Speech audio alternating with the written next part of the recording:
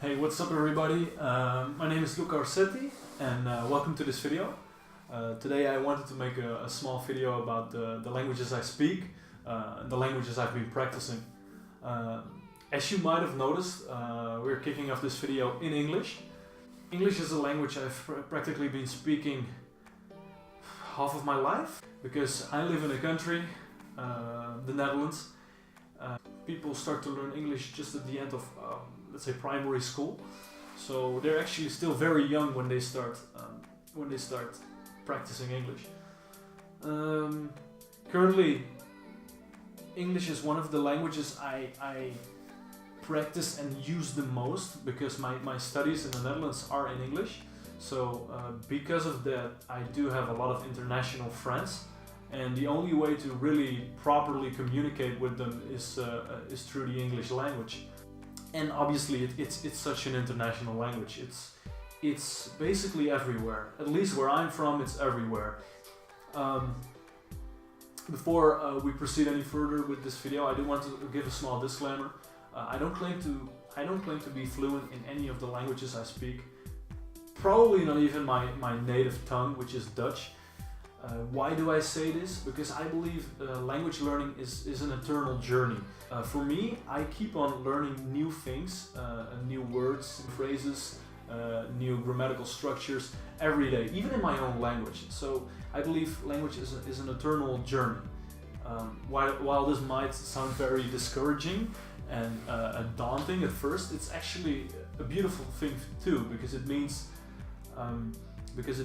you never really reach the end of the learning process. But this in turn also means you keep on discovering new things every day, and this keeps you engaged. And that would actually mean, I believe, that language learning is a thing that never really gets boring. So that's my take on it.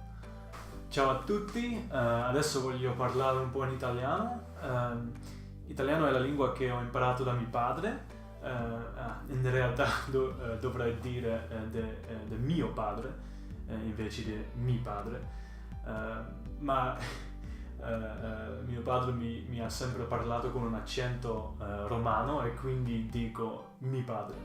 Va bene, lascia perdere. Quando ero giovane mi vergognavo tanto quando mio padre parlava l'italiano in Olanda, perché io pensavo che quando sei in Olanda devi parlare l'olandese, no?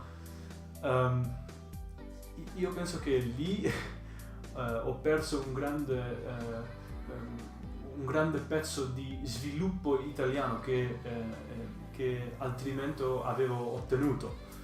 Ma adesso sono abbastanza soddisfatto con il mio livello italiano, me lo cavo abbastanza bene. Adesso per mantenere l'italiano è abbastanza facile, perché in questa casa si parla italiano, con mio padre sempre parla italiano.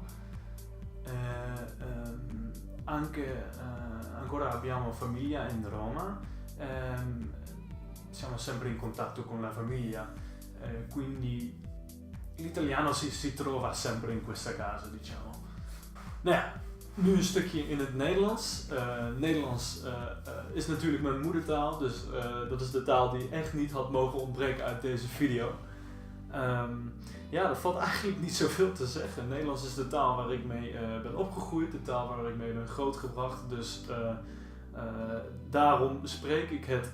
Ik moet wel zeggen dat ik heel erg blij ben dat ik opgegroeid ben in Nederland met de Nederlandse taal. Want ik zie toch wel dat veel van mijn internationale vrienden op mijn studie, die Nederlands proberen te leren, daar toch wel echt veel moeilijkheden mee hebben. Want Nederlands is gewoon een hele lastige taal. Dus vooral met onderwerpen zoals de grammatica of de D's en T's, daar hebben ze gewoon heel veel moeilijkheden mee. Dus ik denk dat wij als Nederlanders, of tenminste als Nederlanders die van talen leren houden, heel blij mogen zijn dat we onze basis in het Nederlands hebben. Want als je Nederlands zou moeten leren, is dat gewoon, het lijkt me gewoon een ontzettend moeilijke taak. Want misschien is de vocabulaire niet eens zo lastig, maar meer het feit dat, meer de grammatica. Dus de grammatica is soms heel onsamenhangend. Ja, dat was eigenlijk mijn zegje over Nederlands. En laten we doorgaan naar de volgende taal. Hola a todos. Ahora voy a hablar un poquito en español. El español es un idioma que empecé a aprender hace aproximadamente 2 años. Creo que el español es un idioma muy práctico. En mi opinión, pienso que cuando hables el español y el inglés en un nivel muy alto, es realmente un gran activo. Desafortunadamente, porque viví en Corea para aprender coreano, no he estudiado el español los últimos 8 meses. Sin embargo, he regresado de Corea desde hace algún tiempo y el año que viene me gustaría ir en España para trabajar allí durante 6 meses. Aunque no he estudiado el español últimamente, sigue siendo uno de mis idiomas favoritos. Para eso quiero mejorarlo en España. Bueno, also jetzt möchte ich noch ein bisschen in Deutsch reden. Mein Deutsch ist nicht sehr gut und werden Sie sagen warum. Als ich in der niederländischen Sekundarschule war, konnte ich zwischen 2 Sprachen wählen, Französisch und Deutsch. Damals habe ich Französisch gewählt, weil ich Deutsch nicht wirklich mochte. Aber das Komische daran ist, dass ich jetzt einfach kein Französisch spreche. Nicht viel später kam mein Interesse für Deutsch eigentlich spontan. Momentan übe ich Deutsch nicht echt. Ich denke jedoch, dass ich viele Fortschritte mit Deutsch machen kann, wenn ich hart studiere, weil es Holländisch sehr ähnlich ist. Zum Schluss werde ich versuchen, noch ein bisschen in Koreanisch zu sprechen. 안녕하세요. 저는 루카입니다. 저는 8개월째 한국어를 공부하고 있고 서울에서 4개월 살았었어요. 듣고 말하는 것은 매우 어려워요.